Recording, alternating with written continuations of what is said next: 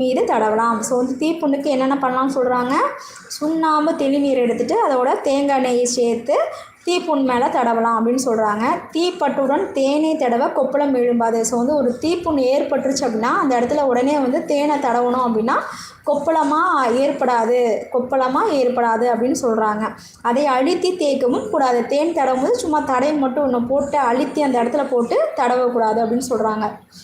அடுத்து சோற்று கற்றாழை மடலை பிளந்து சோற்றுள்ள பாகம் தீப்புண்ணின் மேல் படும்படி வைத்திருக்கலாம். ஸோ சோற்று கற்றாழை எல்லா வீட்லேயும் இருக்கும். அதை வந்து மடலை பிளந்து அதை வந்து சோற்றுள்ள பாகம் இருக்குல்ல, உள்ளே இருக்க அந்த ஜெல் எடுத்து தீப்புண் மேலே படும்படி வைத்திருக்கலாம் அப்படின்னு சொல்கிறாங்க. இதுவும் கொப்புளம் எழும்பாமல் தடுக்கும். ஸோ வந்து கொப்புளம் எழும்பாமல் தடுக்கிறதுக்கு தேனை தடவலான்னு சொல்கிறாங்க.